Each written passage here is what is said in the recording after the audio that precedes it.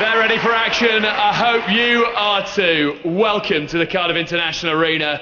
Welcome to the final of the Hasseröder World Pool Championship 2002.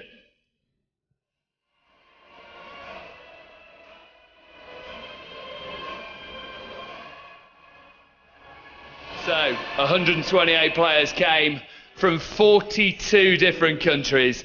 Now is down to just two. Earl the Pearl Strickland against Francisco Bustamante. Steve Davis is alongside me. Steve, it is the dream final, isn't it? Yes, it truly is. Earl Strickland, a two-time winner of this event, but it's been a decade since he was last winning the tournament. It's great to see him back in the final where he truly belongs. He's up against Francisco Bustamante, possibly the best player never to have won this event. He's by no means the underdog, but he has captured the hearts and imagination of the crowd down here this week. He really has. Steve, you've given us some thrills out on the main table here. It has been a wonderful few days, hasn't it? It has. It's great to see the final, a race to 17. It gives these lads something to get their teeth into, and we're going to find out who's the best tonight. We will. Who is the best? We'll find out. To win this title, you've got to have it all. The future can be seen.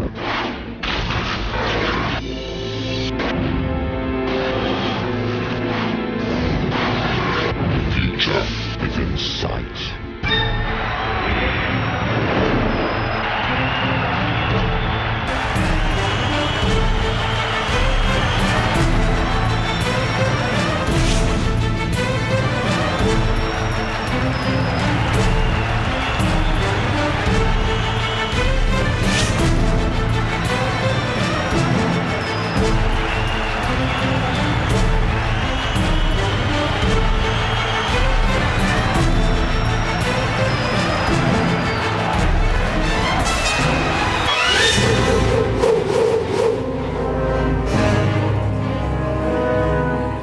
Well, there you have it. The two finalists, Earl the Pearl Strickland against Francisco Bustamante. This is how Earl got to the final.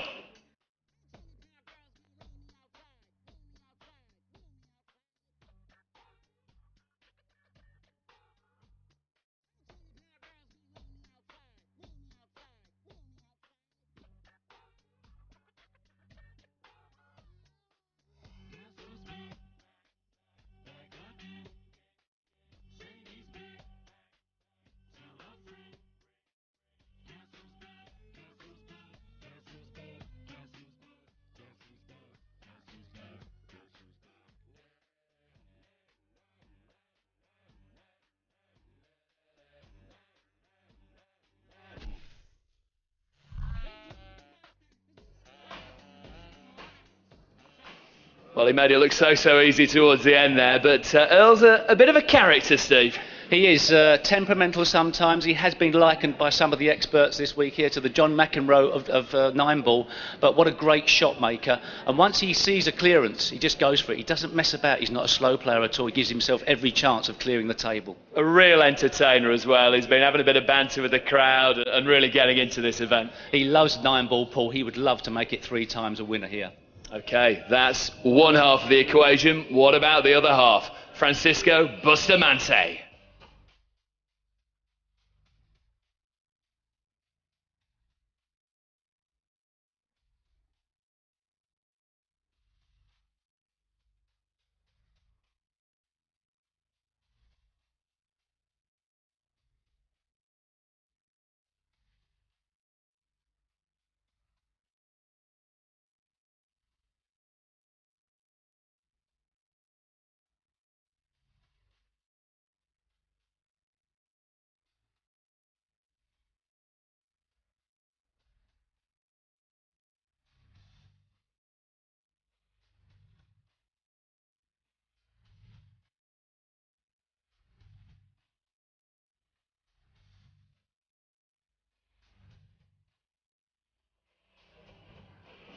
Well, it's been the toughest week of Francisco Bustamante's life on and off the pool table. Steve, he is an amazing player, though, isn't he? Yes, he really is. I think the whole of the Philippines can be proud of Francisco this week, and he has the golden break. How much will that break be important this evening? It remains to be seen. An unorthodox cue action, but so effective, as we saw against Efren Reyes. It was some game, that, wasn't it? One of the games of the tournament. Yes, it was. And I think we're in for a cracking match this evening as well.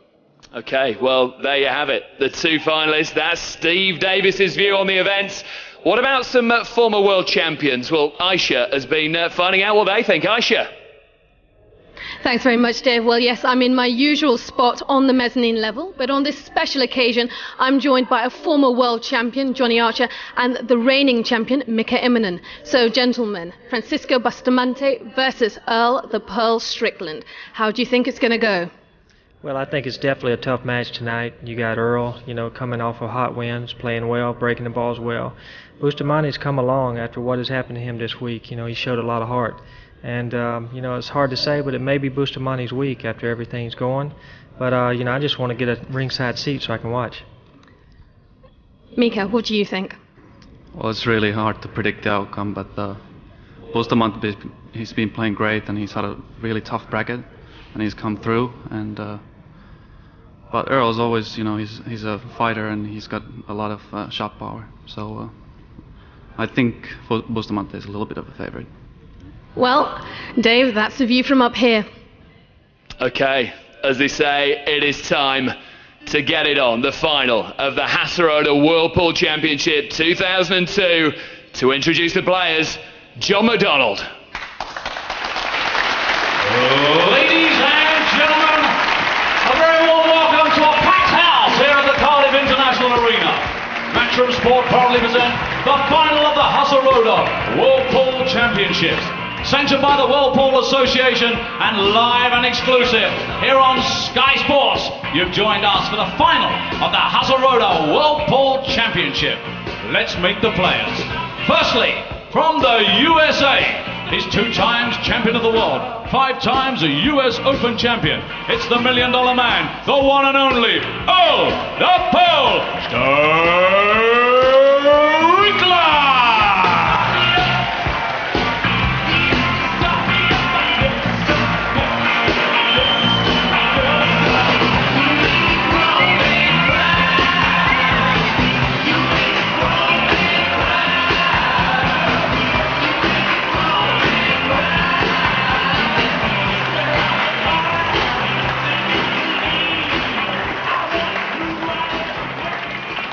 Earl, just a couple of words from you. You must be a very proud man being in this final. Yeah, this is probably the most prestigious event in the world, and any of these players would have been grateful to be in the position I'm in, the chance to win it. But got one more match to play. One more match. What would it mean for you to be world champion once again? Well, at 41 years of age, I'm not going to get many more chances like this unless my game is going to continue like Efren's did. But Efren's remarkable to be his age and play the way he does. But I just hopefully that I can pull this one out. I'm playing a great player. This guy is a great player. I mean, what can you say? He's got the best break in the world, like Tiger Woods' drive. We wish you the best of luck in the final. Thank you. And now, ladies and gentlemen, welcome an absolute legend from the Philippines, Mabuhay ang Filipino pinakamanggaling numero 1. He is the player of the tournament, the one and only Django Francisco Bustamante.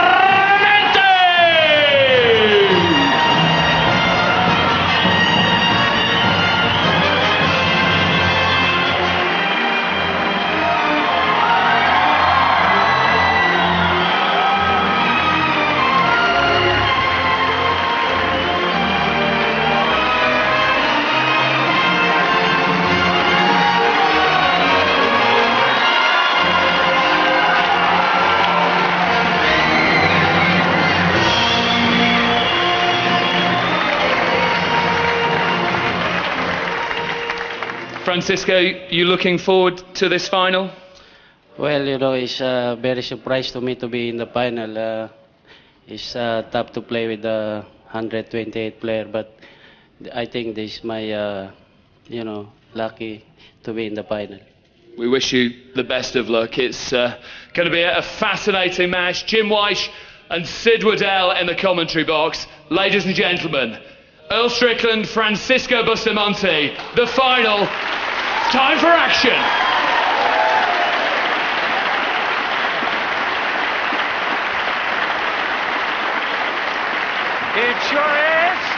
It sure is, Dave. Me and Jimmy White to sit here like a pair of jockeys at the start of a race. We've seen some wonderful pool in the last 8 days. This one could be the cream of the milk. Bustamante's flamboyance against Earl's solid stroke, and we think there's going to be runs. There's the wonderful trophy. We think there might be runs of 5 and 6 racks, laying one on the other, and it's going to be a classic, Jim White.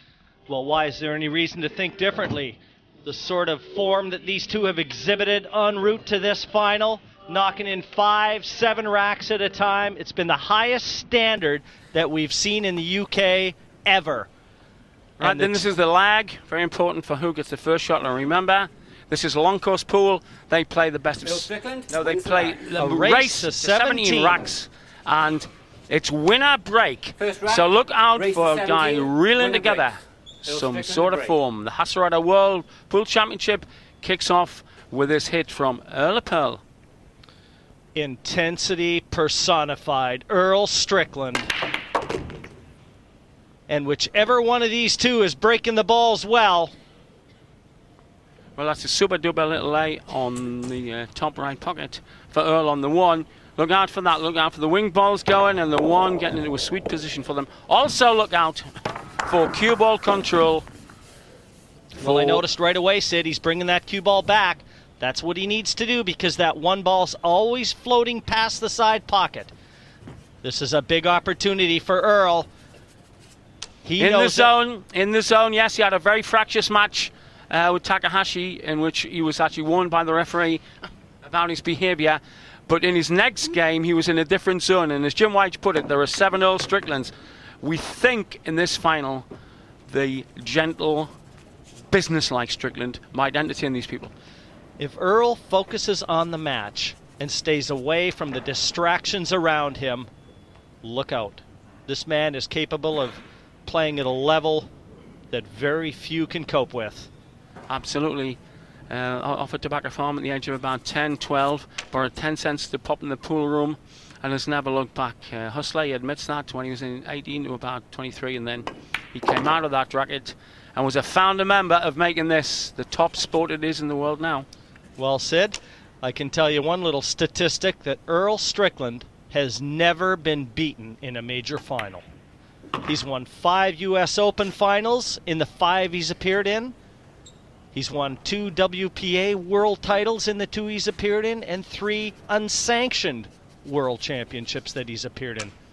Did you detect any self-doubt during that early interview about maybe I haven't got long left in me? Yeah. Well, that one might have been down for someone that doesn't know Earl. If Earl's got any self-doubt, he never brings it to the match table. Well, he's landed nicely with an angle on that 6. Crowd appreciate it. And the youngsters have been here all week watching these champions. And this is hoping how to follow in their cue steps. As Earl looks to sink the cheese, as it's known in the beautiful jargon of the game, for first rack of the final. A very ominous start from the Pearl. He's looking very focused, and he's keeping the crowd out of it.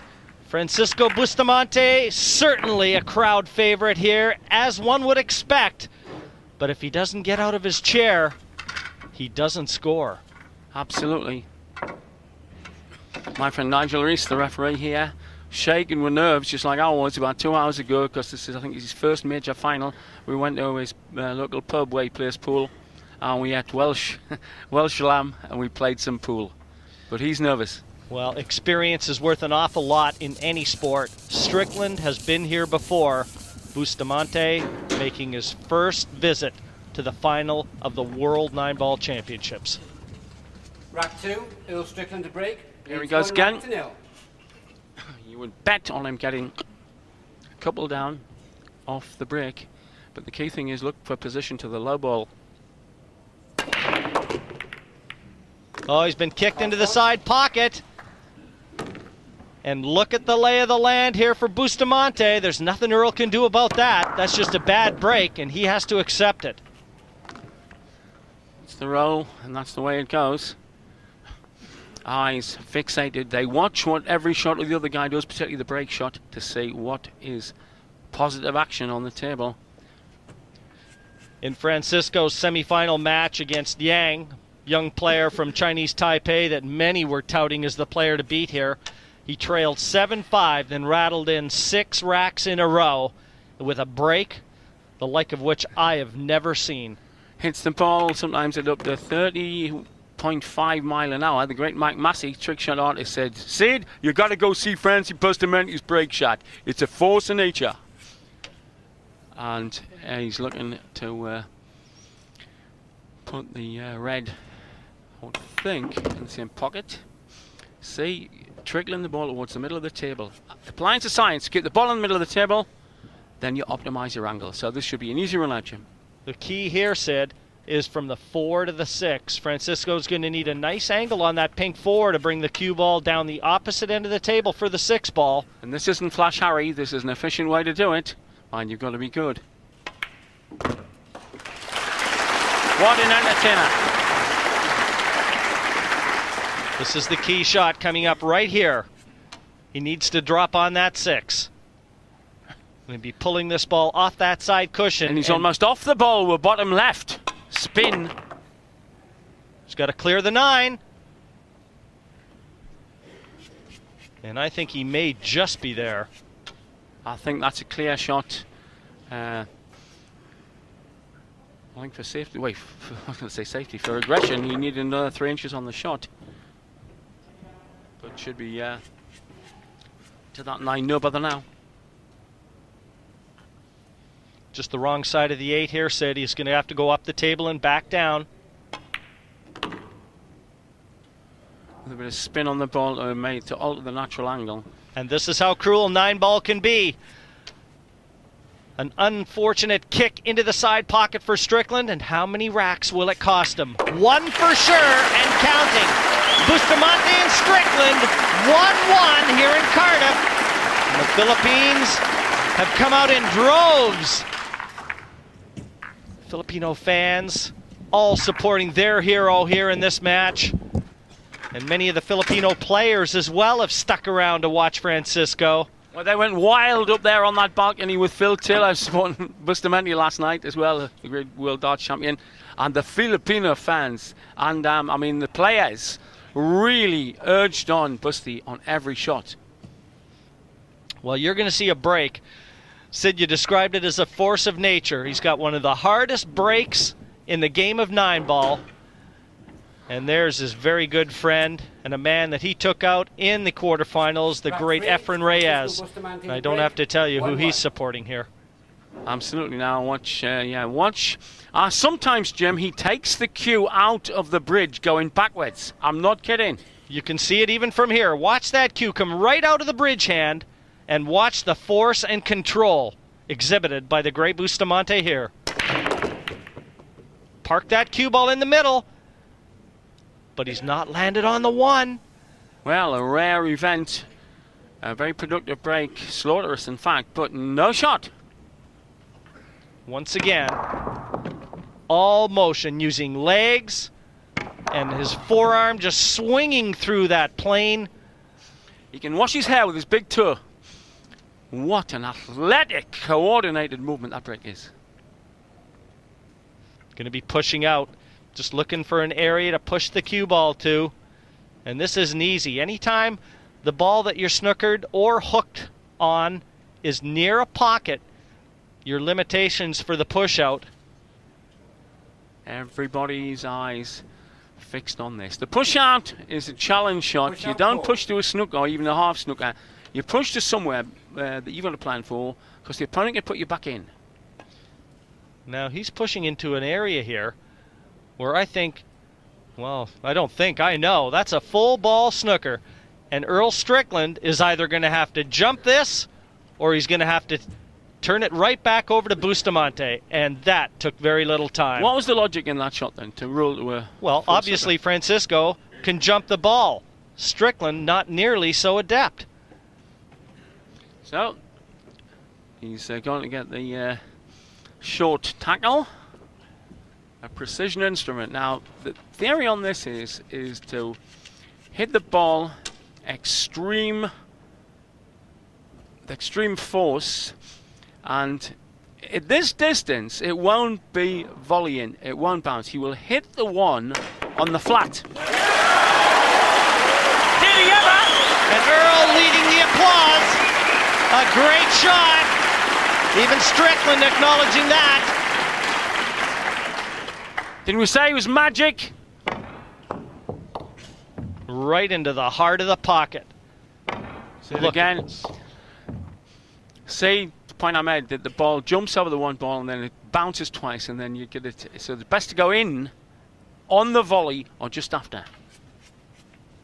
Blue 2, I think, easily clears the black. Well, I'm not so sure, Sid. Oh. Even if it does, he's taking the cue ball away from the 4 ball, the next ball on, so even if Francisco decides to attack from here, position isn't guaranteed. Is there any kind of safety option down behind the 9? No, I think it does. He's looking to just float this in and hold the cue ball just into this area to leave the 4 on. At least that's what he had a quick look at. Let's see if he can kill the cue ball there. That's the key to this. The pace of the white. Brilliant. Jim said that was a float shot. Thin contact. Now, Sid, he's going to have to play a billiard. In slotting this 4 into the corner pocket, he's going to take the cue ball into the 5. And look how low he sights. Well, he's pulled away. Man, that was a very thin cut. And as low as he hit on that cue ball, it looked impossible to avoid contacting the 5, but he pulled it away. Look at this. Watch that cue ball. Great example, as you see, of the cueing. I mean, he sometimes is almost cueing half off the ball. So clever at putting spin, what they call English, the Americans call English on the ball. And remember, this was from the push out into the hook. So you were dead right about his plan. He knew Earl wouldn't fancy the jump shot, but he did.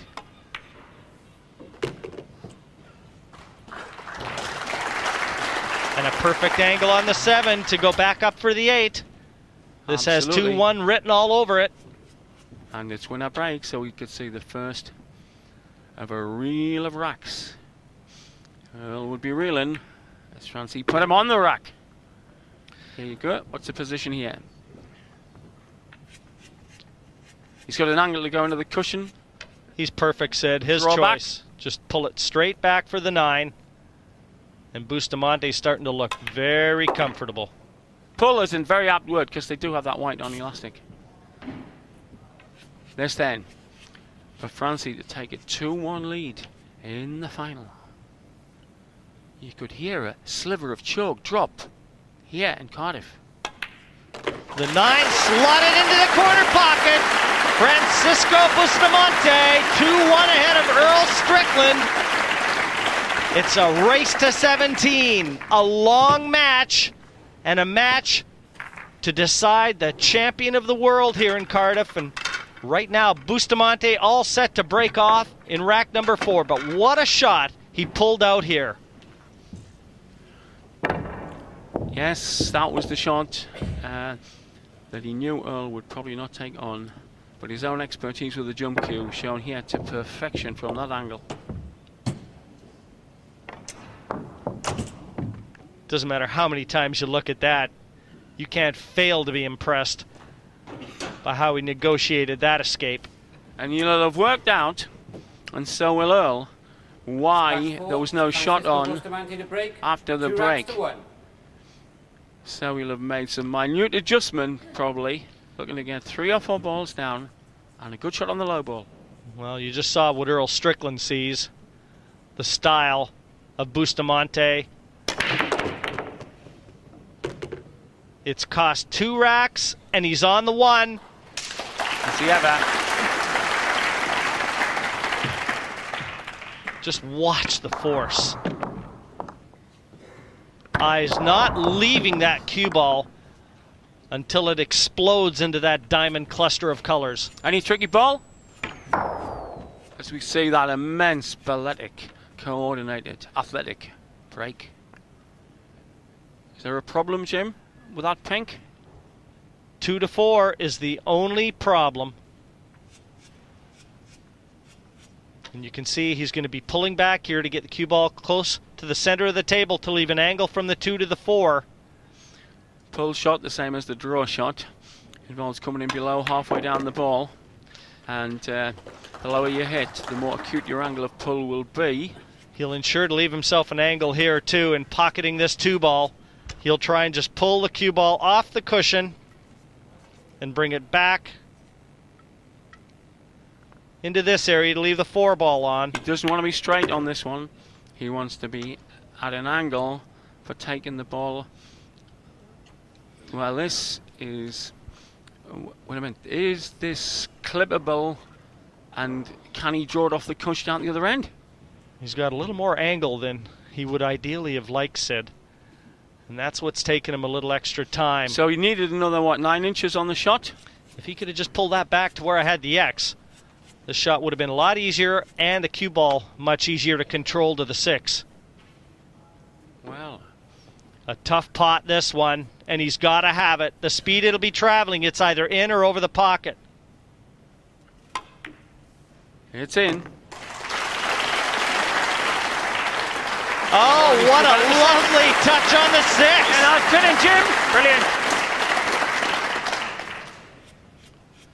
Look at this effort, though, from Bustamante here. Slicing that 4 down the cushion and just feathering the 6 for position. So he's looking very good for 3-1 in this race to 17 and the world title. Oh! Unforced error. The first of the match. He can't believe that 6 stayed up. So, Steppy and Earl, fill your boots, son. As Busty winces at this miss. I'm not so sure it didn't kick. Looked like it skidded after it contacted the cue ball. Deep screw, spinning the ball back. And I take it this back. This has got an easy shot to come off the cush and back down. If that 6 did kick on him, then that wasn't an unforced error. That was just bad luck. But this 8-9, a formality for Earl. Sure is. Remember, winner breaks, so we could be at a pivotal moment in the match as Earl rescues this situation.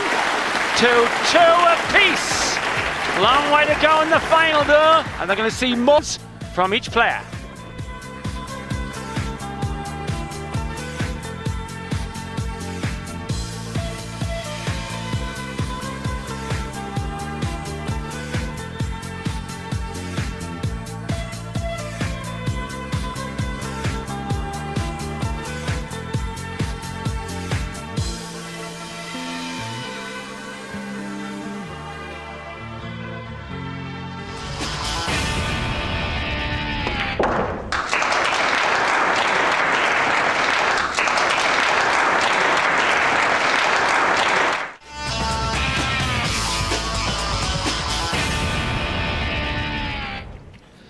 Welcome back to the Cardiff International Arena. It's the Hasseröder World 9-Ball Championships, and it's coming to you live and exclusive here on Sky Sports. Well, we just saw Bustamante suffering in his chair and a failure at this 6, and we're going to give Francisco the benefit of the doubt here. I'm going to say that that ball skidded on him and kicked. I'm with you there, Jim, yeah. But it's 2-2. We have not as yet had any of the predictions of what the experts said, that there will be runs of 5 and 6, and because of mistakes like that. But in the stroke Earl was in, Strickland, the last time out, it won't be long before he strings a few together. And when Earl strings, he strings pearls.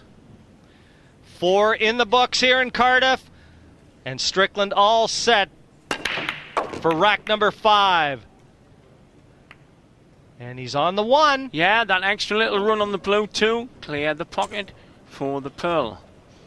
Now, the great thing about Earl of Pearl I've been hammering this week is that he never ever has any self-doubt. A good friend of mine, Mark Johnson Allen, said some snooker players say the first sight is the best sight. And sometimes when Earl plays, he plays on that principle. I've got the execution, no self-doubt, just get in and whack him. So he probably rattled through these lots very quick. Classic back and forth shot. Well, he's got a little more angle than he wanted, though, Sid. Getting back to the 3 here is going to be a tall order. You can see how thin this is. He's going to have to try and pull this and get it past the side pocket. So position the key thing here, Jim says. Whoa, what an effort there from Earl. Well, yes. Knowledgeable audience, excited audience. Excited commentary team, but it's the class is going to come out. We've seen 2 fantastic positional shots and a wonderful jump shot from Bustamante, and we're only in the rack 5. Well, Strickland made that look easy, and I can assure you it was far from that. Look at this. He's got that cue ball dancing right now. This 5 will pass the 7, and he doesn't have to do much with the cue ball. He's coming to have a look, but I can tell you we're right down the line, and that 5 does go. He won't be able to play it at speed, Sid, but he doesn't have to. Absolutely. Sometimes you get out the broadsword, and sometimes all you need is a poignard. That's a French kind of knife. Sometimes it's finesse, and sometimes it's the clubbing brutality of the break. But Earl will finesse his way to the 9-ball here. Just slightly overdrew that. Should pose no problems, though. Just off the side cushion and back into the middle for the 7. Again, the back and forth shot. That's parallel with the head string. So he's got the angle to draw the ball back down the table here, I think. Well, these guys are really motoring, wasting little time in carving through these racks. And this 9, to reestablish the early lead that he enjoyed. 3-2 Strickland over Bustamante here in Cardiff. And Earl will be breaking in rack number 6. But that was a break and finish. Absolutely true. Fastest growing billiard sport in the world, 9-ball pool, particularly making people very happy in Asia and the Philippines. Francisco Bustamante suffered a family bereavement earlier this week. People thought he might well leave the competition, but with the bond-in with the rest of his Filipino colleagues, I think his mind was focused on this as some kind of assuaging of the grief. And also said, out of respect to the players that he knocked out of the tournament, to have withdrawn as many thought he may have, well, he just didn't feel that was showing his fellow colleagues in this event the respect that they were doing. Rack 6, Earl Strickland. What an break. effort from Bustamante. 3 racks to 2. And certainly, I'd say 95% of the people here in attendance, and probably the ones at home, are certainly on the side of Francisco and wishing him all the very best. Well, the absolute roar for Earl, but there was an avalanche of applause for Francie when he came out. Well, mark that down. That's one of the few times I've seen Strickland fail on the break. Apart from when the cue ball goes into a pocket, not often do you see the wing ball not find that corner pocket. You can see all the different terminologies on either side of the Atlantic. And if somebody starts talking about the cheese, that's the 9-ball. And Earl is really focusing on this match. He's not offering any conversation to any of the people sat around him, as we saw in his quarterfinal match against Takahashi, the one that actually drew the ire of Nigel Reese, our head referee. That's right. He did say at one stage to Earl that his behaviour was starting to infringe on the other player. He's referring to Takahashi's jump cue, and he said, I may give you a card, and it might be more than a yellow one. So Earl was warned in that match. But again, his second next match, he was a pussycat. Francisco's pushed out to where Earl really can't attack this 1-ball. So it's going to be nothing more than containment from either player. Far too thin of a cut to try and attempt it to the top left, and not really enough of the yellow showing. If you're new to for the an game, easy safety. You have to hit the low ball. in this case the 1, then proceed through to the 9. But if you see a plant or a cannon at any time from the low ball to another ball, you can pot it, or the 9. So this looks pretty good snooker. It looks like it's there, Sid. Our first look in. I don't believe Francisco can get through to this. He's having a quick check. And if he can't, he's going to be kicking it this off 2 cushions. Kick, a technical term, means to contact cushion first before the object ball. This is the way he'll attack this. And that's assuming that he can't see it dead on. And there you can see that he can. You can see 3/4 of the ball, yeah. The safety again, not easy from here. But if he doesn't fancy the kick shot off the 2 cushions, he'll be playing it straight. But look how he cues across the white. Well, that's surely unscientific. But does he care? He's not going to like his next shot. He's coming down, and I can tell you that he should well be glued behind that 9 on his next visit. So he wanted another half ball roll, did he? He'd like to have got that cue ball behind the 2 in an ideal world. But Earl's just showing you right now. That What's one he got in knot, mind here? he's just going to hit that 1 ball dead on and park that cue ball in behind. That's assuming, again, that he can see this ball dead on. Maybe he can't, which means he's going to be kicking from the side cushion. That's why I think he's gone to that position. He had a look to see if he could make the 9. Right in the 9! The 9 went in and out! Fantastic! It rimmed! It ran the rim! He got the 1. Look at the 9. Everything but down to the bottom of the pocket. Amazing shot. But happily for Strickland, the 1 disappeared.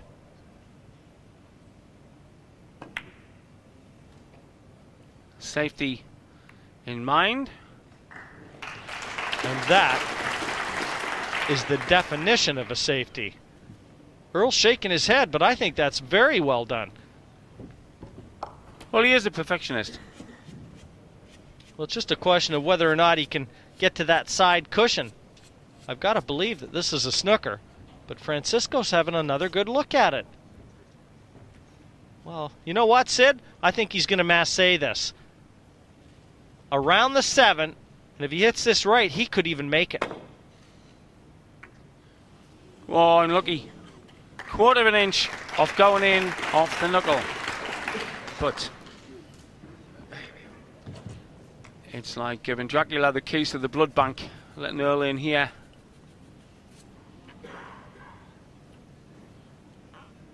Francie could bleed from this leave on the blue 2. Don't want to get too near that black. Cue ball just turning away from the black at the last minute. Not to leave Earl hampered queuing over it. Crowd enwrapped. He's got a window between the 7 and the 8. If he can pull that cue ball back into the middle. Whoa, and thinking Earl! about the position, he's human. He missed the pot. And that is a glaring mistake from the Pearl there. Very clumsy by his standards, that shot. By anybody's standards. You haven't seen me play. Well, anybody in this tournament. Yeah, nothing twitchy about Earl tonight, nothing manic. This is the Mr. Hyde Strickland we're seeing here.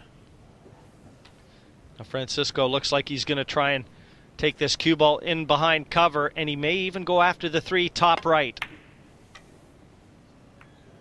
It's going into the cush about 4 inches too early.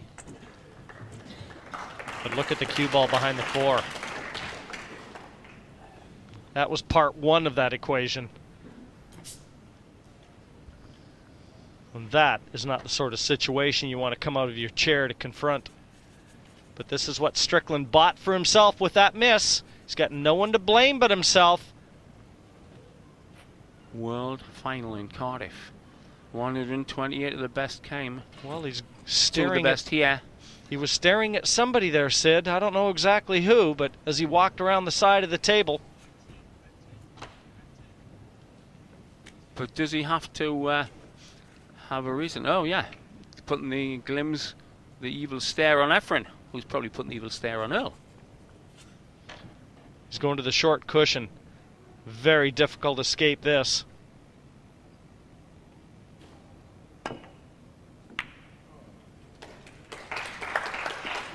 I think Earl will be very happy with that. Absolutely.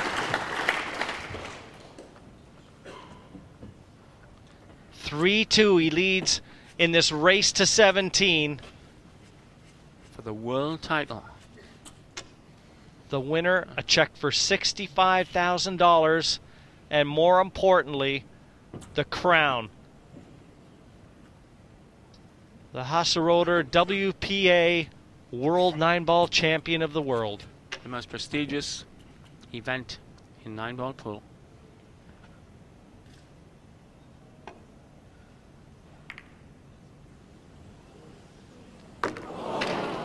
Well, had that cue ball stayed on the table, that would have been an evil snooker for Strickland to come in and confront yet again. As it is, it's cue ball in hand, and that could spell the end of this rack for Francisco.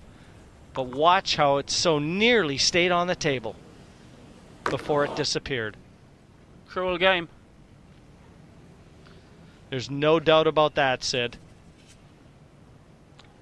It administers the body blows while you wait for the knockout punch. And Strickland right now has a chance to deliver a few more body blows. Will it worry him that the pink and the green are tied up?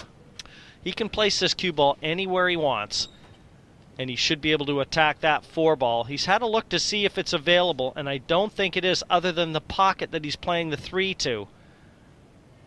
So this is nothing more than personal preference. If Earl wants to try and develop that 4 and mature it into a situation where it is available, and the other option is to try and drop onto it to the same pocket he's playing this 3.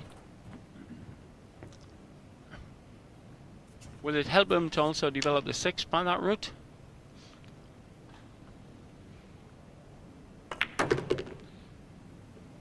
He'd like to have that one over again. That's a horrible shot. That wasn't anywhere near where he needed to be. How much further up did he need to be? He just tried to feather that into the cushion and around the back of the 6, and he overdrew it. With cue ball in hand, to turn it over after one shot is unforgivable. 3-2 he leads. Especially as this could be the rack that puts a bit of air between him and Busty. He's looking for 4-2 in this rack. Now he's got to kick at this from the bottom cushion. And he's just given cue ball in hand now to Bustamante, and that should surely spell the end of this rack. There you go. Fancy, that says it. Very, very bad mistake by the Pearl. Well, you just can't afford that. You know, you get cue ball in hand and you've got an open table coming in. He had his choices of how to attack that 4-ball. So, obviously, he tried to get a little too cute. That's right. And if you call the Pearl, you can't afford to hit nutty slack shots.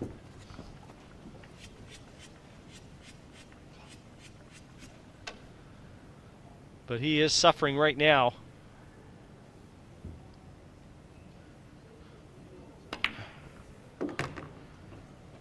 So, Francie looking to stroke his way to a level game here.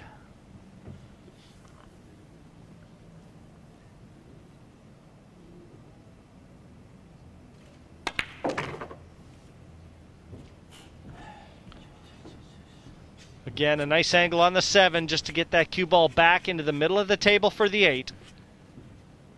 And Francisco knows that 3-3 should be the score that he departs the table seeing. Heart of the pocket, simple back and forth. And he's going to travel the white now.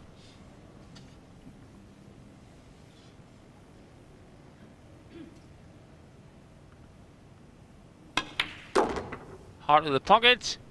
What's the pace like? Well, pretty simple shot to bring the rack score dead level in the final. Confirmation, Jim. Yes, it's 3-3 here in Cardiff. We've had glimmers of brilliance, sprinkled with a few unforced errors from both of these players, and the scoreline level. We'll be back with more 9-ball action following the break.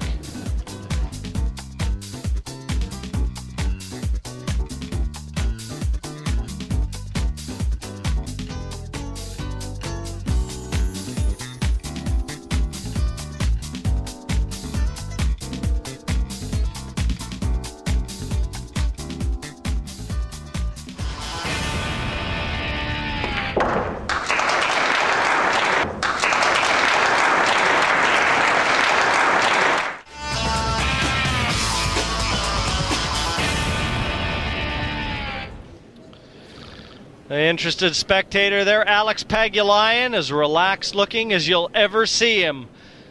That's right. If you think he's I'm a bunch of nerves, just stand with Alex. It's tiring talking to him. Here we go. It's a level game, this final. A race to 17 racks. And we're finally poised at 3 apiece as Bustamante all set to hurl into this break-off. That's rack the word. Number 7. Hurly-burly pool, particularly the break shot. And the 9 nearly went in the middle bag. And he's on the 2. Yes. He's got use for this in his line of work. Another look. 1 into the side, the wing ball down. The Minnesota Fats came out with a wonderful line about being a pool player. He said, I woke up in a gutter one day and I said, at least I've got a trade. Pool hustler game, much more formalized now and lost the hustler image. But the flamboyance of Tevis's book lives on. Spinning that cue ball over to the left side of the table now. All he has to do is softly roll this in, and he's going to leave the 4 into the bottom right corner.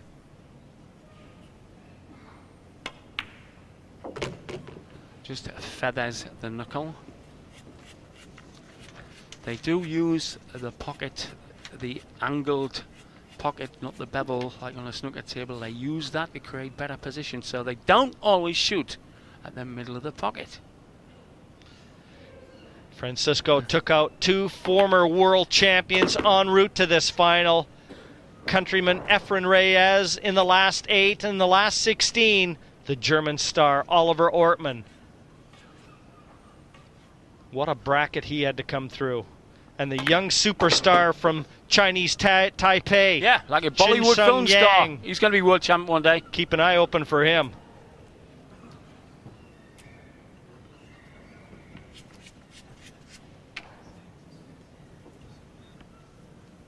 Here you go. He'll travel on the white off 2 cushions to the 8 ball, and there's bound to be applause by how beautifully he positions the white on the 9. He will make the shot easy peasy pudding pie. If he misses, he'd surely die, but that is just the perfect place to land that. The go-ahead. And go-ahead he does. 4-3. Break and finish for Francisco. And the Filipino fans couldn't be happier. Their man back with his nose in front. Early days still.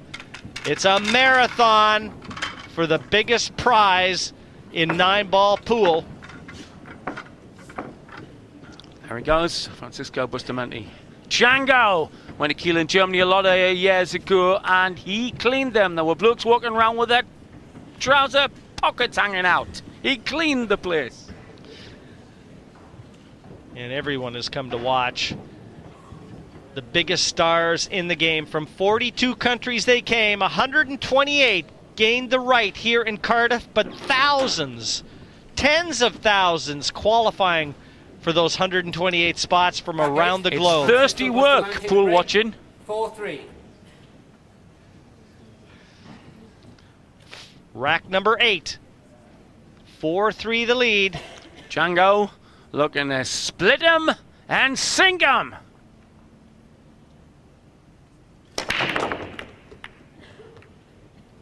Oh, that orange looks handy.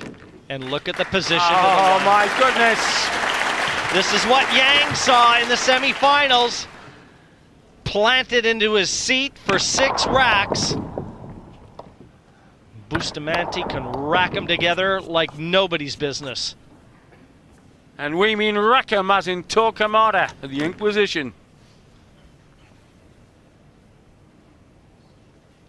A dawdle of a run through here.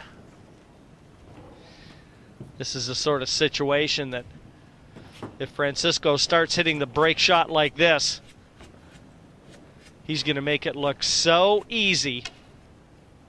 The pearl could well crawl back into the jelly inside the oyster. There'll be time for that if Francie stays in this kind of stroke. This for the first real opening of the match. It'll be the first time there's been a lead cushion between the two of them. 4-3, looking likely. Brilliant order here. Brilliant order. Just a nice angle on this 6 to slide the cue ball across for the 7.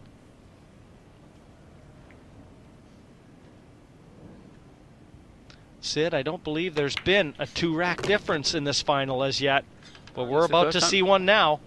Absolutely.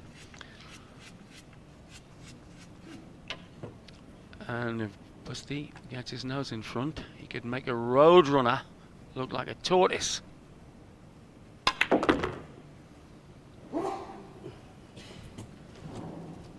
Casual, ease, indeed an elegance about the style. And this fantastic liquid use of the cue, and then it wiggles, and then it's dead straight through the cue ball. He was the 1998 Player of the Year. And he comes into every event as one of the firm favorites. The 9 down, Francisco Bustamante, 5-3 ahead of Earl Strickland. And into the comfort zone, he'll be breaking in rack number 9. And if he keeps slotting that break the way that he is, it's going to take some stopping. Yes, a multifaceted collection of people. That's the manager of the Filipino team in foreground there. The Filipino pool team, one of the proudest men around if Busty lifts the title. Well, no one better suited to carry the Philippine flag than Francisco. He wants it to be flying very high when all the smoke clears here in Cardiff. That's right. World final to pattern change. Level Devils now. Busty could be on the verge of 5 racks to 3. Surfing ahead on that blue cloth that is like butter ice. It's so fast, there's no nap. So your control has got to be superb.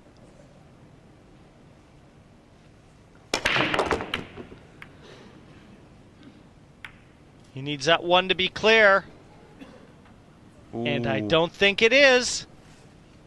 Well, so often, Sid, we get tournaments where a lot of upsets see a player get through to the final.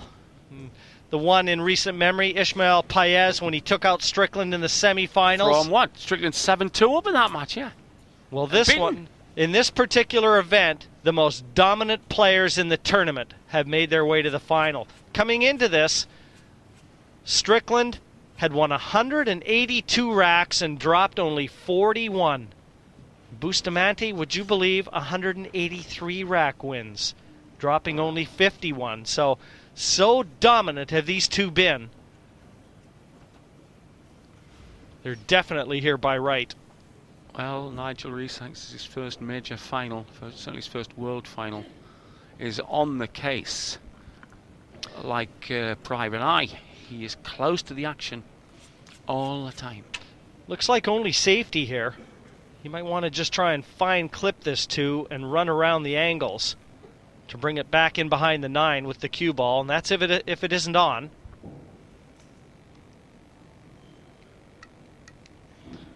Ideally, and the one should just bump off this cushion and come right back in behind the 3. That looks like one option for a safety. That's some diagram, that's it, eh? Well, you win the Turner Prize, kid. Eat your heart out, Tracy Ehrman, that's art.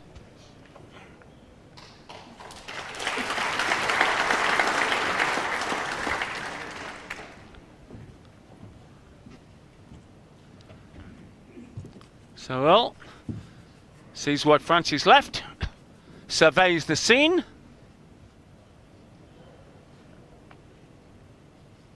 A controversial character, some nights. No kind of phasing or manicness in this final from Earl. He's given the game and the opponent massive respect. He's kicking from the side cushion here, and he's going to be going in at speed.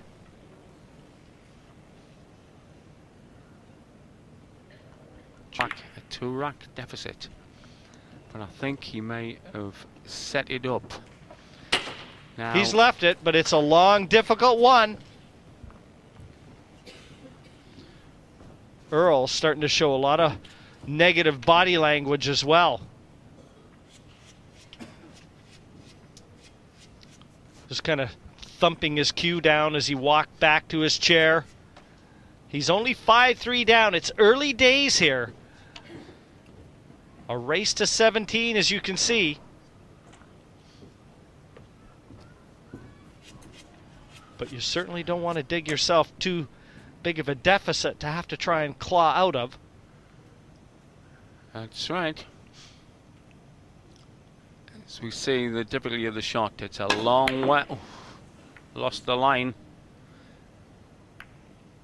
Ooh, but it's rolled handy, I think. He's left this one on for Earl. Yeah. And deservedly so, Sid. You take a shot like this on, you miss it, you're resigning yourself to leaving the 1 on. If you'd have got it safe, you know you'd have been lucky. But again, getting to the 2, he's got to get back into the middle of the table, or if he could power this to get the cue ball below the 2, obviously it's available to the side. But again, it just depends how much angle he has here on the 1. He's trying to get position on the blue 2. There's the pot, and I do believe he's very sweet on the blue 2, is he ever? That's a tremendous shot from Earl Strickland there. He had to thump that 1 ball into the pocket and force it around the angles, and at that speed, no room for error.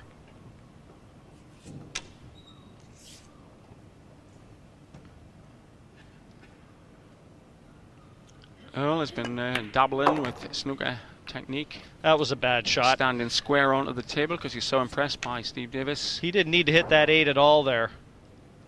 Took a chance. That 8 could have stayed in the path to the 5. As it is, should be 5-4 pretty soon.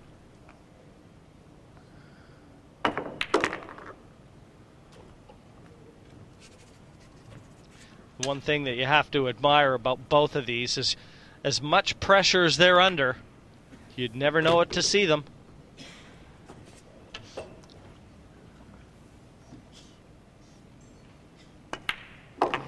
And 5-4 on the cards.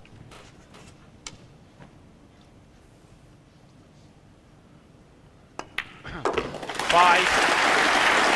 4 to Bustamante is confirmed. Phil the Power Taylor came for a couple of hours. He's been here 3 days. Can't get enough pool. Slag us too.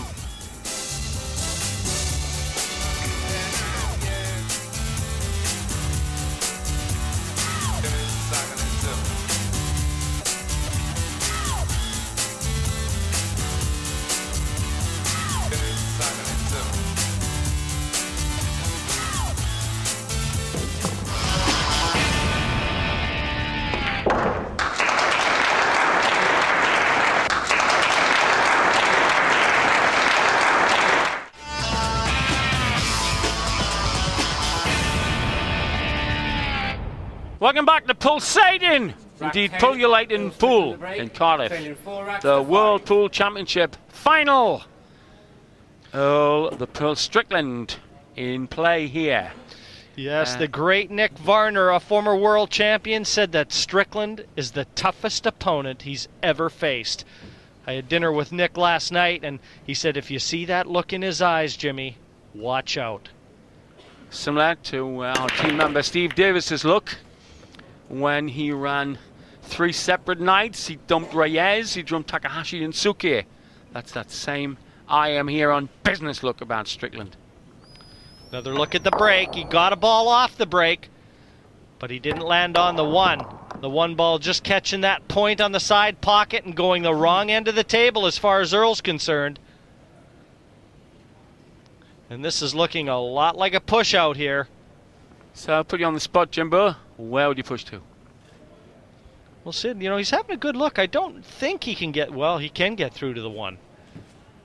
But again, pushing out, he's just going to roll this to the cushion.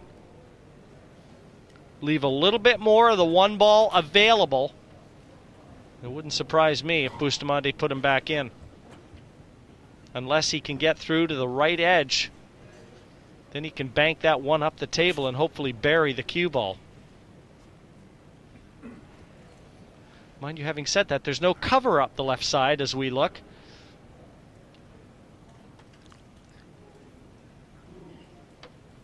He's putting him back. Not terribly surprised. There's nothing easy about this. So you think Earl will go for the defensive option? I think Earl, he played a shot like this earlier, so there's no reason to think he's not going to do it again. I think he's just going to bump the one off the 2 cushions and let it float back into the middle and try and hold the cue ball in behind the 9. Let's see what he does.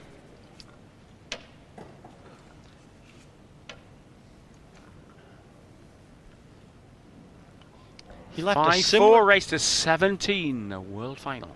Sorry, Sid. He left a similar situation like this when he pushed earlier. He's jacking up the back end of the cue, so I've got to feel that's what he's going to do. Well, he's played into the 9. Now he needs to, well, he needed to trust the luck a little bit, and that one worked out nicely. Well, what a sticky situation that is for Francisco. Absolutely.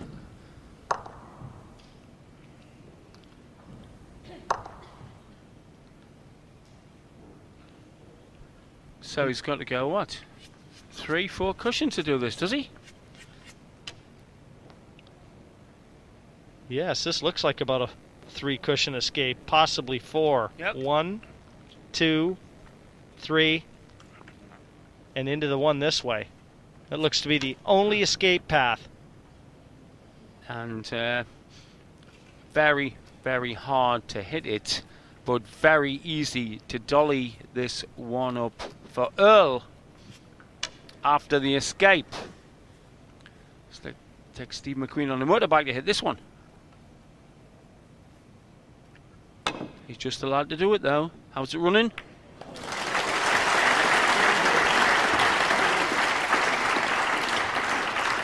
Well, what did I say? Shot, ball in hand. Believe it or not, after contact was made with the object ball, the one never got to the cushion. Even though it was a fantastic hit, catching it, and look at how close that one ball came to touching that cushion. He still would have left it, but he'd far rather have left it with distance than given cue ball in hand to Earl. That was a terrific escape, folks, but you have to contact a cushion after contacting the object ball. Yep, that was about less than 1/4 of an inch, and that being an excellent shot to be an opportunity for Earl to step in.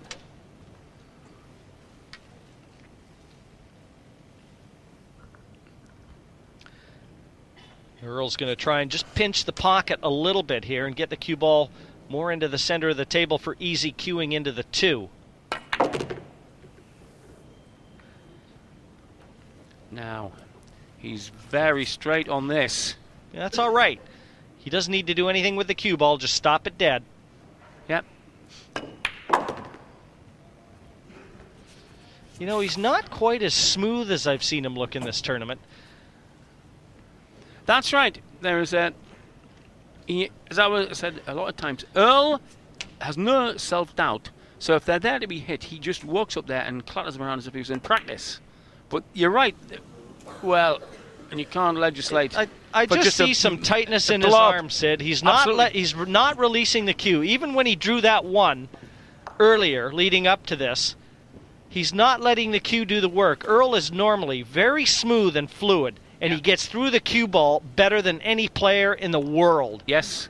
And I just detect a little bit of tightness in his back arm. And he's like a mistake looking for a place to happen. And it just did. Everybody's watching him, and he knows it. I think you're perfectly right about the stroke. It's nowhere near as fluid as we've seen it when Earl's at his best. There's already been a couple chinks in the Strickland armor in this final. And what he has to try and do is eliminate those mistakes. The unforced errors can prove so costly.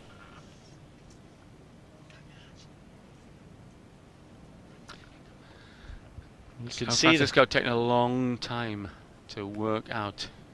Yes, there's not enough cover for Francisco to run to here. And he can't attack. The 4 takes the bank shot away. He's already had a good look at that. Well, can he bank it? Oh, I think he's trying to cut it. Or is he trying to bank it cross table at the bottom? See that 9, where that 9 is positioned and he's smiling. It really makes it awkward. The only shot, Sid, really, as he looks, is to very slow roll it and try and keep the cue ball behind the 9. Spot on, Jim, spot on. The safety was just too difficult to put distance. Normally, they like to try and get the cue ball and the object ball as far apart as possible. It never hurts. Now, once again, it's going to be a one-cushion escape for Strickland. And he does seem to be distracted, doesn't he? Yeah, there's something bugging him. He needs to hit this, and again, trust to luck a bit. But the first order of business is he needs to hit it. Cue ball in hand, a 3-9 combination, a possibility here. Well, that's exactly what Francisco has got in mind. This, to put a bit of blue water between him and Earl, this 6-4, this elementary plant. And 6-4 confirmed here in Cardiff. Bustamante taking full advantage of all the Strickland miscues here. And he's 2 racks clear again. Strickland applauds, but he must be churning inside. And there is a man surrounded by confusion right now. Bustamante has to be feeling a lot better. It was a nice combination to end this rack. Well, what you were saying about the stroke, the fat man said you've got to have oil in the arm, and that's what Earl has not got at the moment. The key to success is like playing as if it means nothing when it means everything. But you just cannot get away with misses like this in 9-ball pool. At this level, rack 11, Francisco Bustamante, you'll be looking to get your pants pressed because you're going to be spending a lot of time in your chair. He needed to bring his A game to this one to handle Buster.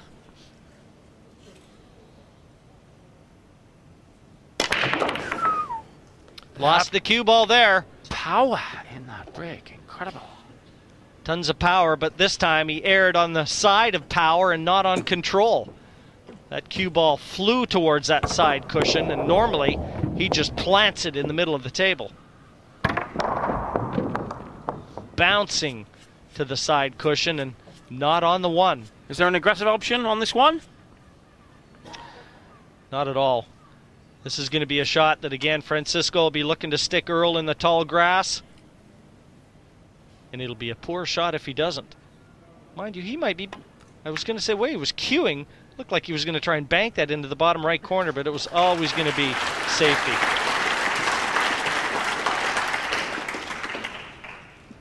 Well, I'm pretty sure that Earl is going to hit this one, but it could dolly up so easily.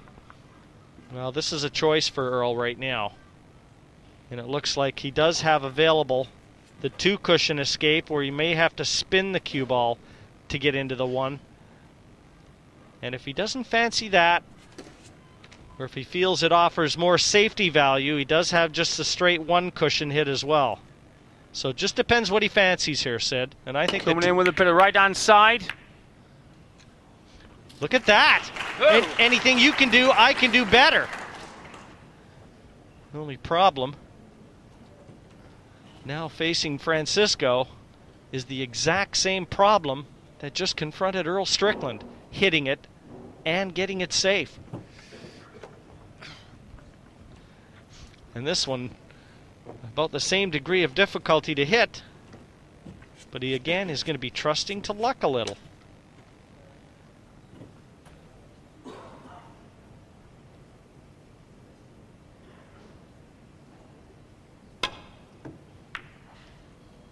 Where's the white gun? Very near. I think this goes to the middle bag.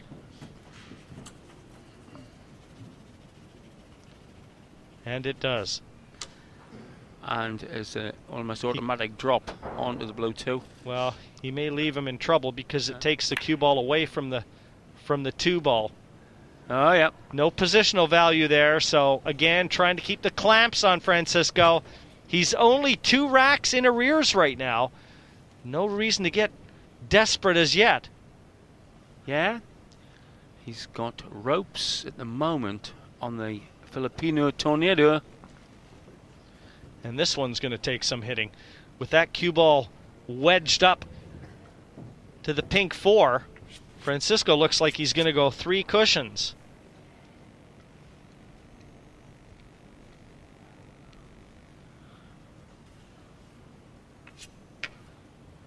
And Sid, hitting this a tall order, getting it safe, almost a minor miracle. That's right. There's no trees down that end of the pitch. Foul shot. Cue ball in hand now. 1 hand. And the only problem for Earl is the 3 and the 6. The 3 and the 6 wedged at the top end of the table. And I don't believe that 3 is available to any pocket.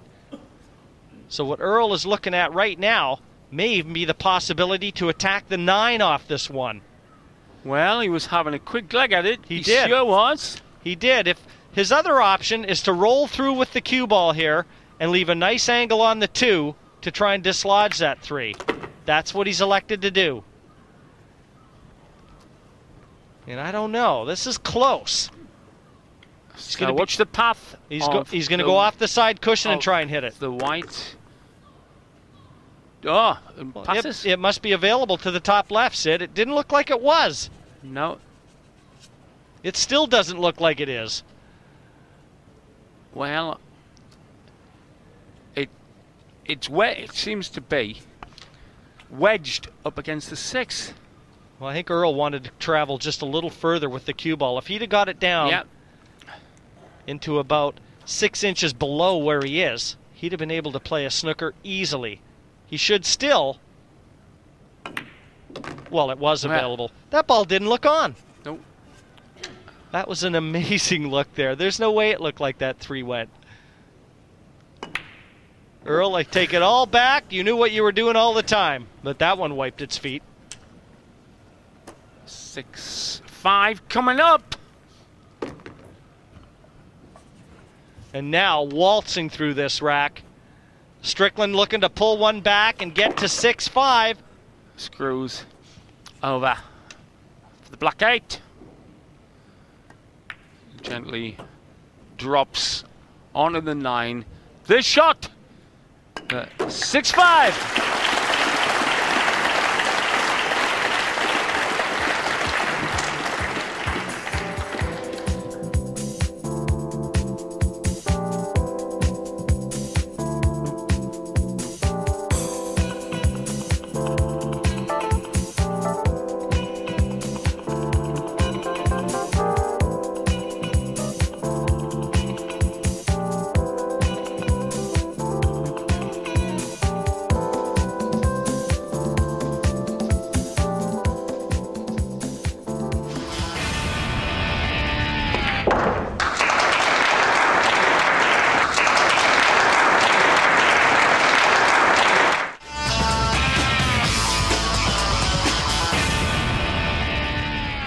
It's tasty stuff here in Cardiff. Finally poised 6-5 in favor of Bustamante over Earl Strickland right now. But the Pearl all set to break off here, Sid. And the Pearl flattered by the scoreline. He's made more errors. We were talking about that during the break. I think that 6-5 scoreline is very flattering to Earl because there have been a lot of errors that have crept into his game in this match. And right now, he's looking to get back to 6-6, and there's no reason why he shouldn't. No, there's a dolly of a 1. Position automatically guaranteed in the same pocket for the blue 2. And has he got enough angle for the draw shot to the red? He's in prime striking position right now. Nigel Reese will just clean the cue ball a little with his gloves. And there's that little implement that you see so often with the snooker referees as well, just to mark the cue ball and slot it back into that little groove. And now Earl can go on his merry way. Again, just ensuring to leave a nice angle on the 3 to get the cue ball back. The other side of the table for the 4, Sid. Merry way it is tonight. Sometimes it's like Friar Tuck with bellyache, Earl. Other times like Alan Adale. Tonight he's like one of Robin Hood's merrier lads. He just had to miss that 7, and he did. That was the only danger there. Do we like the stroke? Do you think the stroke's improving? Watch that back arm. He's got a long, extended follow-through. He's always played lightning fast. Yep. But when you're going to be able to tell is when he's got a shot that's going to require a little touch. These ones he can hit all these. Something that's going to require a little bit of a deft touch. That's when you might see a little tightness in the cueing arm. Here we go then. For 6 apiece. As the final unfolds, 6 apiece it is. Nothing to choose between these two champions. 12 racks now in the books. And no clear-cut favorite. Strickland will be breaking in rack number 13. And he's won the last 2 racks to get back to this scoreline. It may be only rack and rail, but they love it. Rack 'em up, Earl, says the young man. Beautiful set here. Very few empty seats here in the International Arena in Cardiff, and they have been flocking here all week to see the best 9-ball players. They've come from 42 countries to contest this championship, a true world championship of a cue sport. Absolutely. Filipinos, Russians, Rack 13. latch on Chinese Taipei. But the nitty-gritty is between a very proud American and a very proud Filipino. As Earl gets set to break into them. This beautiful Brunswick table. Well, Brunswick makes the pockets. Earl wants to fill them up.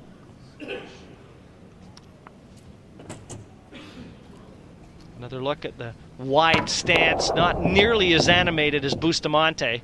And he doesn't hit it with as much force either. A lot more arm.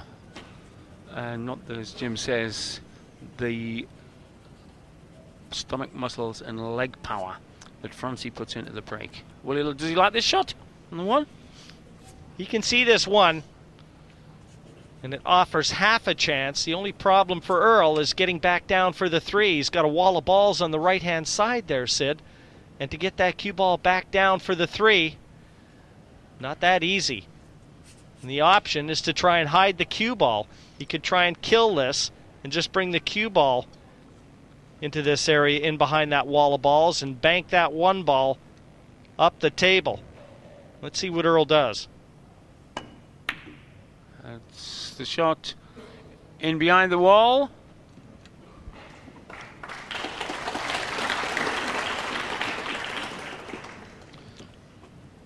Jump shot an option here?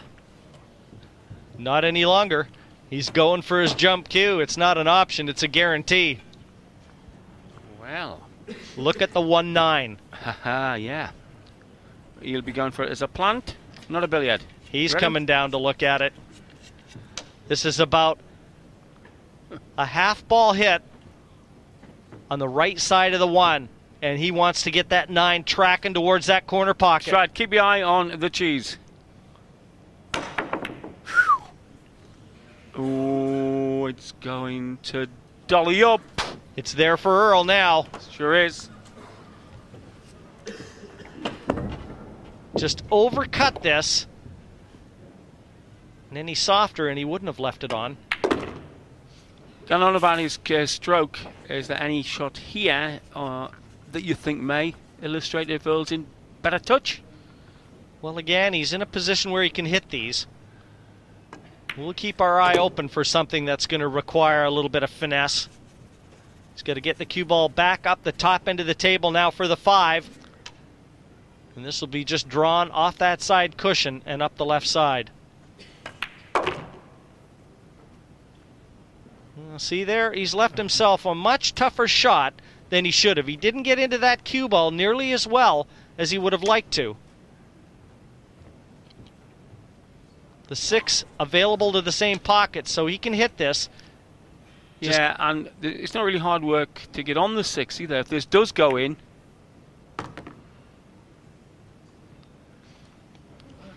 looking good to take the lead. 7-6. Now a nice angle again to just bump the cue ball off that side cushion for the 7 to the same pocket.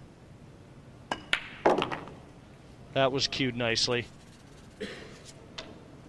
So, Professor White is suggesting maybe some of the finesse back into Earl's game.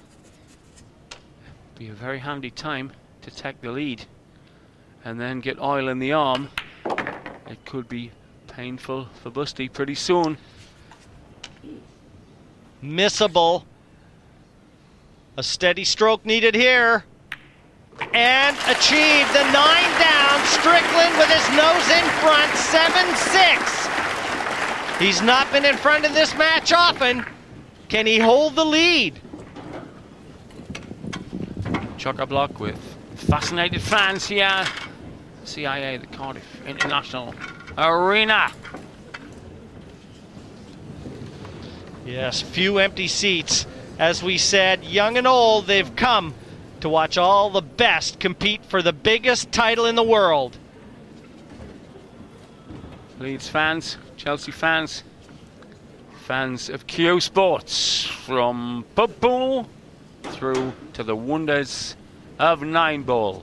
And when I say wonders, I mean it. We have 2 wonders, 2 geniuses on this table. Earl the Pearl Strickland in action, trying to notch up another rack to take his lead to 2. This is a match made in heaven between these two. The hero and the villain. Well, he hasn't done anything bad in this game, but I know what you mean. He's not on the 1. And Earl never one to hide his displeasure when the balls don't obey his every whim. The eyes flash and the tash sags.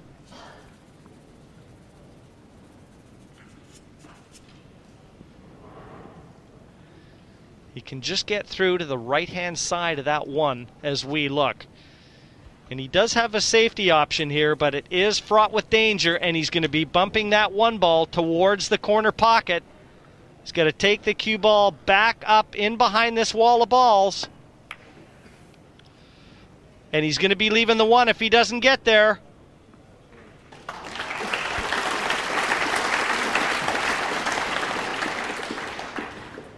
That looked a pretty finessey shot to me, Jim.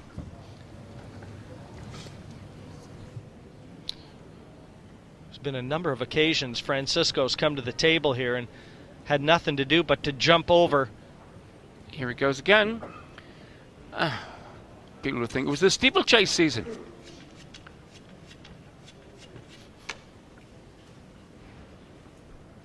All right. He's had 1 perler and 1 that missed by a long way. Stabbing down. Now, Once again, though, hello, Dolly. He's not getting any rolls right now. Every time he's missing, he's being punished. The only saving grace for Francisco Bustamante as we again see this jump shot successfully completed is he's bumped the 4 into a relatively safe position. It's available, but he's got to be in the right spot to attack the 4. And this is a missable. 2 Earls left. Bustamante intent, watching every inch of Earl's effort here. Well, that's left the pocket. Well, oh, he messed up one end, but I think he's fluked snooker. Well, that wasn't a fluke snooker. He played that cue ball over 50-50. in behind the 3. That was a Apologies to shot. Earl. That was a shot. He wanted to get it. He expected to get it. But in missing it, he knew he was going to be taking the cue ball over in behind the 3. But watch the action here. A little off to the side and very little follow through. I like to see Earl get through the cue ball a lot better than that. Nifty little shot there from Francisco. Not much room to maneuver that white now. Well, we're talking about Earl's finesse. Could maybe see if it's spot on or not here. Well, not much options here. Just put distance between them and bump the 2 ball to the top cushion. No choice.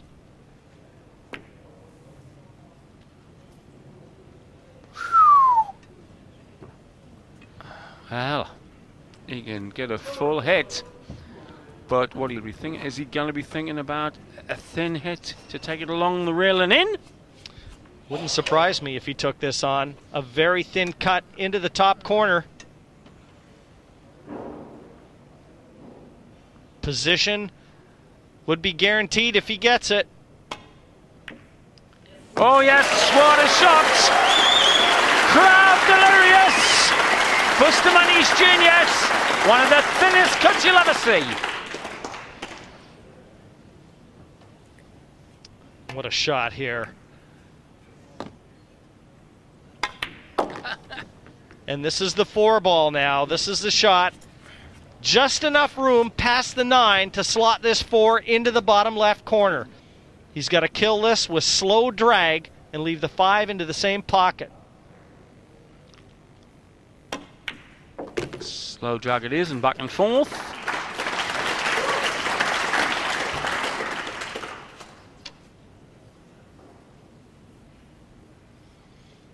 It's got to be said, I expected Francisco to get that blue because he is a genius. Him, Efren Reyes, the most amazing eyes and the most imaginative shots in the game.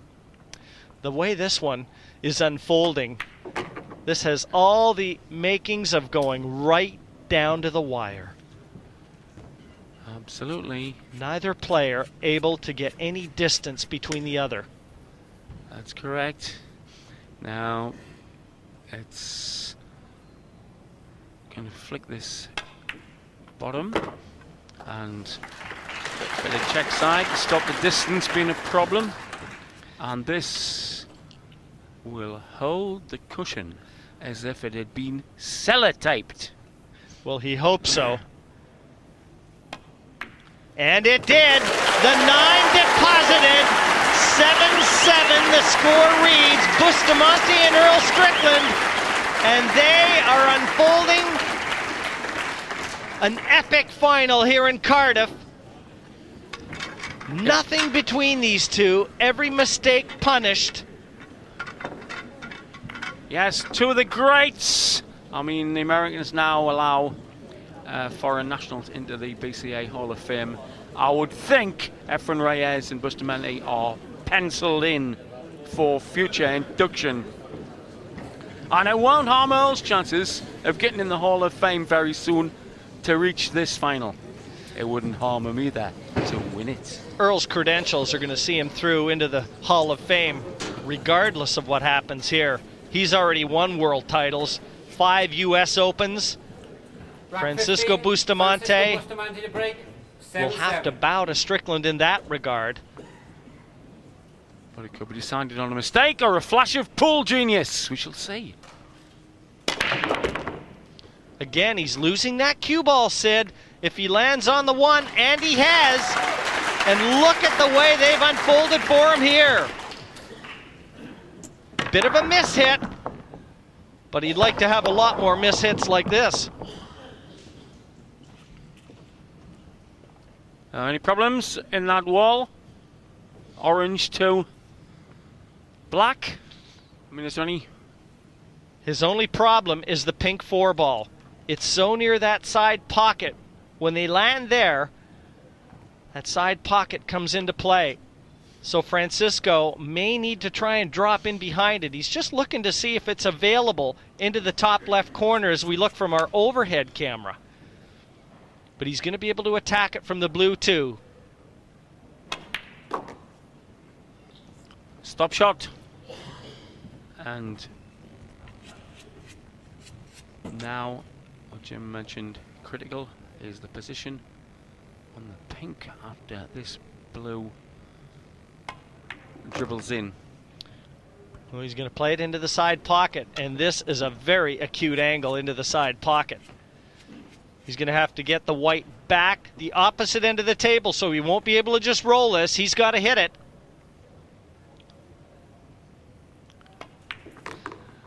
Great shot there. Oh, is it ever? Pulling the cue ball over to the 5. Bustamante looking like 8-7.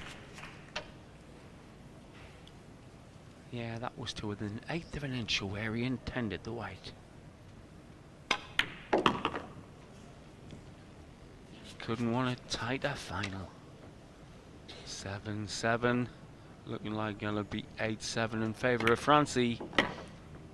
Back and forth shot again. Parallel with the head string. Firing rockets at each other, and neither one wilting.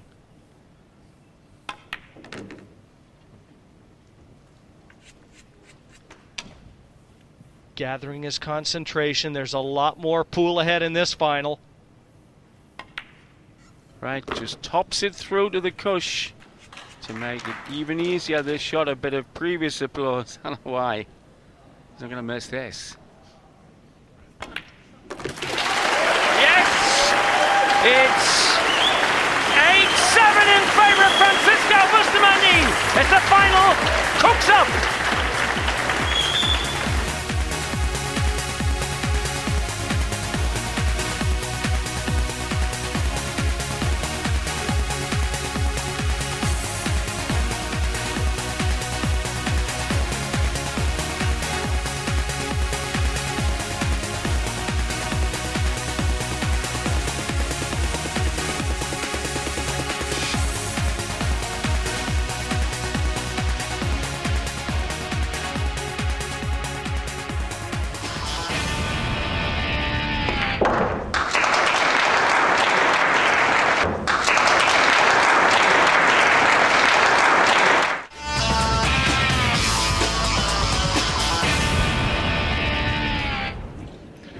There you see the trophy these gentlemen are competing for here at the Hasseröder Whirlpool Championships. I'm Jerry Forsyth. I'll be joined here in the booth momentarily by Steve Davis. Francisco Bustamante to break, leads 8 racks to 7. Francisco Bustamante steps to the table, leading 8-7.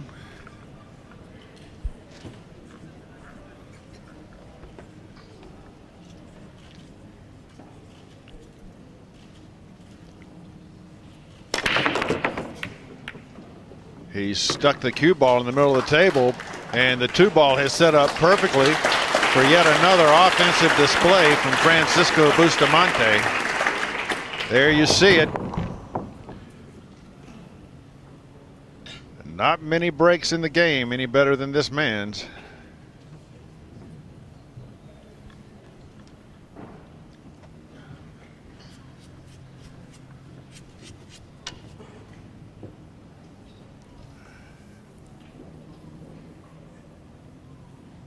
You can just move the cue ball just a little bit over to your left, and he'll be in great shape. Have a marvelous angle off that 4-ball to come back for the 5.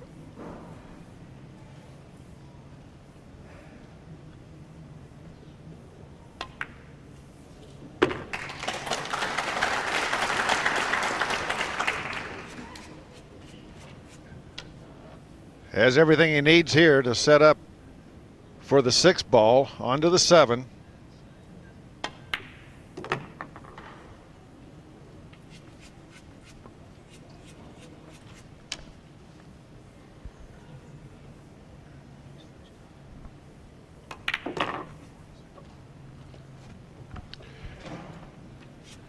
Steve Davis has joined me now. Steve, quite a show these boys have been putting on so far. Yes, but neither player dominant as yet. The crisis point in this match is yet to come.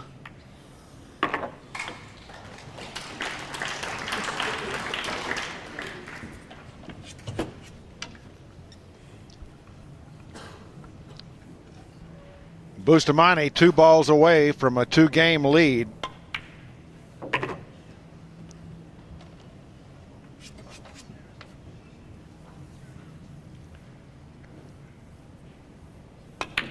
Job done. Francisco Bustamante leads 9-7.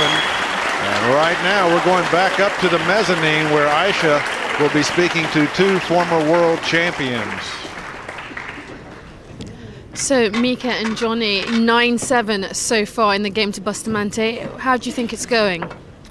Well, I'm nervous just watching it. I'm very excited for both of them to be in the finals, but looks like if Bustamante can start controlling the break and create a little distance to Earl, you know, Earl's going to be sitting in the chair. Maybe it's putting a lot of pressure on him. Johnny, Bustamante is playing with great control, isn't he? Yes, he is. They both made a couple mistakes, you know, maybe a little early game jitters, but I think the jitters is gone now. So, you know, it's who can keep control of the table. You know, like Mika said, put a few games in between them. You know, take a little bit of pressure off and add a little bit more to the other player. Well, thank you very much, gentlemen. Back to you guys in the commentary box. Well, if Bustamante has any nerves, he's sure not showing them. Another explosive break shot coming up from Django.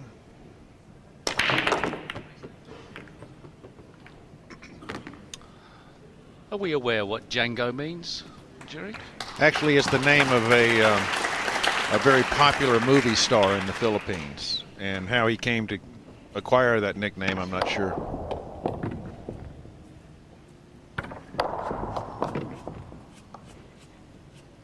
Ramming that cue through on a dead straight line, keeping the force of the tip, the bend in that cue as well. The force of the cue and the force of the tip on line as much as possible to send that cue ball on its path, which is different from Earl Strickland, whose cue finishes up more in the air than Bustamante's. Perhaps that's a slight difference in the power of the 2 breaks. But there's not much between these 2 lads, and they really are building up to what could be a very close finish here. You don't know in 9-ball how it's going to go, Jerry, but you know, we had quite a one-sided final last year between Mika and Ralph. Once one person got away, the other tended to sort of drop his head a bit, and that can sometimes happen in sport, but I have the feeling this could go all the way for some reason.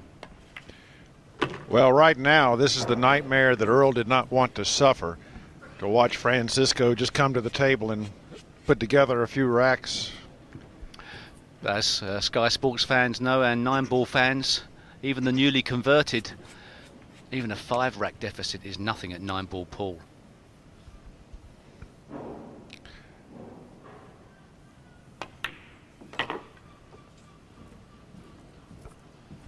Seven ball down, and again just 2 balls separating Francisco from yet another bead on his side of the string. Bustamante does look the more composed, it has to be said, although Earl obviously gives away a little bit more with his face, even if he's playing great pool. Strickland not looking at the table at all. He knew Bustamante was going to clear that. 3-rack difference now with Bustamante breaking. Well, Earl knows he needs to stay within himself and stay collected. Earl still looking down, not looking at the balls. I was always told to maintain concentration, always sort of advised to maintain concentration on a snooker table, to follow the cue ball around, play the shots along with your opponent, so you don't lose touch with the game. If you look down too much, after a while you can get too far into your own sort of thoughts, and when the other guy does miss, you're not really prepared for it. So I'm not too sure how long he's going to be looking down. I'm sure he'll keep a good eye on this break off of Bustamante's. Well, the break is certainly the best opportunity that Earl has to come back into the game. While Bustamante has been pocketing balls, you never know how they're going to roll, and he could certainly wind up without a shot. Still looking down. He's not looking at the break off at the moment. He's not even looking how the ball's split. He's just looked up. And he looks up, and he'll be quite pleased with the result. Indeed. Bustamante has no direct shot on the 1 ball. Here you take another look. No 2 games of 9 ball the same. These 9 balls fly around the table. Doubt very much if you ever get 2 racks that look the same. Bustamante has 2 paths to get to kick this ball, but really not much advantage unless he can do something with it. Well, I suppose the long rail shot could end up with a hook on Earl, possibly knocking the 6 in. That wouldn't be of much use if he snookered himself, so a little bit of work to do here. Yeah, if he could put the 1 behind the 3-5 and leave the cue ball where the 1 ball is now, it'd be job well done. Of course, he has the push out, and a lot of the Filipinos refuse the push out if they have a better kick in the first place, because they could of course get put back in again anyway. It looks like Bustamante cannot play a guaranteed kick. So the push out, is he leaving it for an easier kick? Is he leaving it for a very severe jump shot with a bit of backspin to screw him behind the 3-5? Earl cannot play this shot. Bustamante can. Earl looks at the table. Does he? He's not having a look around. He knows what Bustamante's given him here. He knows Bustamante's wanting him to put him back in again, to play the jump shot, screw back behind the 3-5. That would be a risky jump shot, though, Steve. He'd have to hit it dead on, because that close to the rail, the cue ball could jump right over the rail after contacting the 1. Unless he can just go off that back rail with a hell of a lot of side spin, clip the 1 and knock it into the pocket. I mean, that's a possibility. Well, but I don't know. He did look at that earlier, but I think that's what he's got in mind. He has not even looked at his jump cue. it was a severe jump, but I thought that was what he did. So he's going to get enough side spin on to flick this 1 ball in the pocket, or send the cue ball down the table and play it safe anyway. Yeah, a couple of good things can happen here for Francisco, and one bad thing can happen if Earl winds up with a shot, but he's not going to. He's put that cue ball behind the 9, and what a fantastic show of control of the cue ball. How sophisticated a safety was that? Didn't even think about potting the 1 ball. Played across the face of the 1, clipping it thin enough that it never really poked its nose out for the corner pocket. Okay, you could say a bit fortunate to get behind the 9 ball, but I'm not too sure. Filipinos, they know where every ball's going on the table. Good kick by Earl. Not too much advantage, but he retains control of the table. And as we look back at the table, you'll see that 3 ball tucked in behind the 5. So it's not really too much of an advantage potting this 2. Indeed, a great shot on the 1 ball. Dead in the heart of the side pocket, but as Steve mentioned, well, you know what, though? This is a shot that Earl does in exhibitions, where he drills a ball into the corner pocket and draws back. That is a marvellous shot from Earl Strickland. One of the greatest shot makers the game has ever seen, and he has pulled something out of the bag there. So easy to have hooked himself on that shot. Marvellous control, and perhaps the only place on the table where he could have potted the 3 from. Earl still looks a little down, a little depressed. He looks a bit flat, I'll give you that. But perhaps he's steeling himself for the onslaught ahead.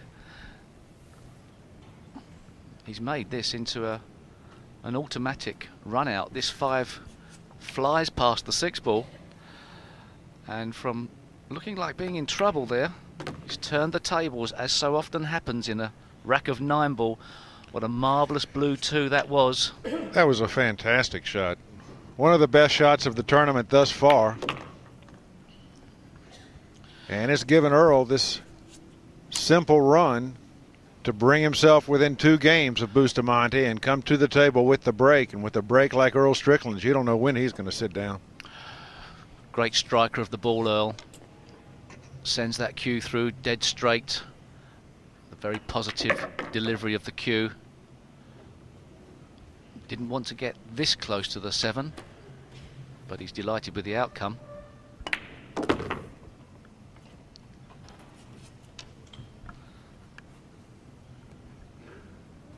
Well, I'm sure that 2-ball shot's going to give Earl a great shot of confidence. Scoreline now, Bustamante 10, Strickland 8. Earl Strickland with the break.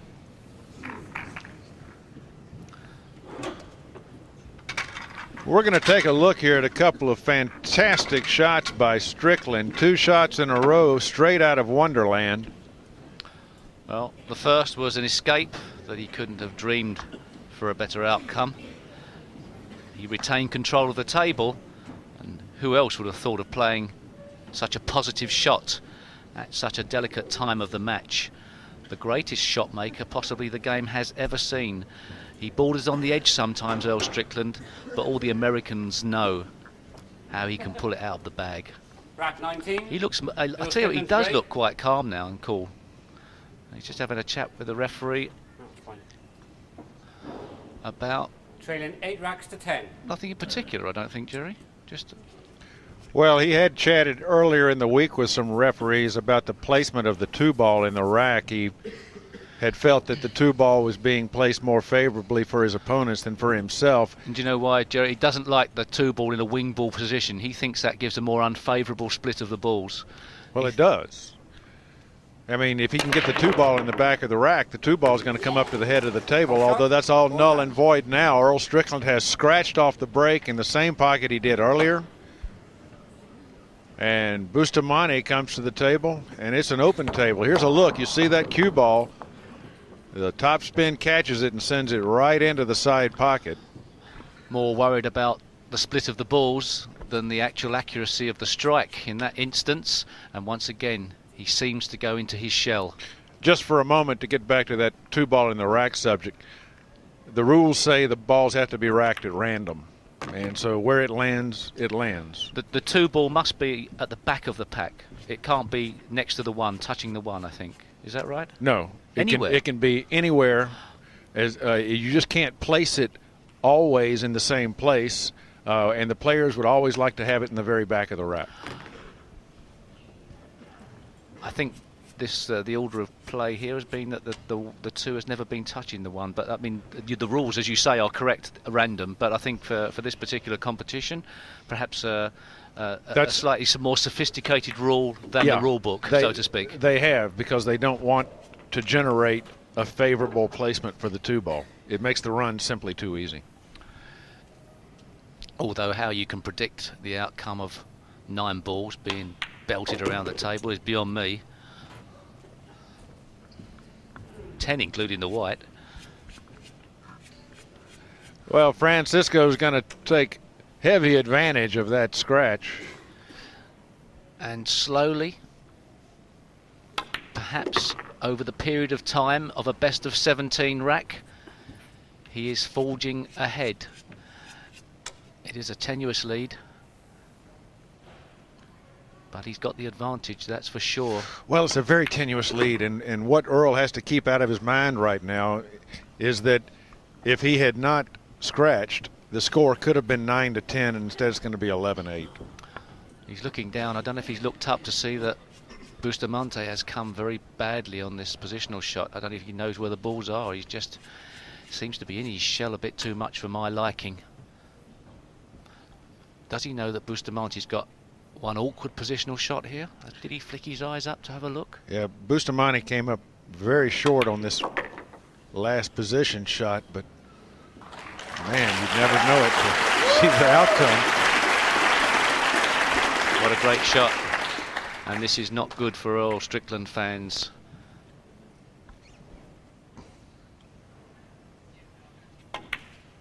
(11-8). Francisco Bustamante over Earl Strickland. And when we come back to Cardiff in just a moment, he'll be coming up to the table with the break.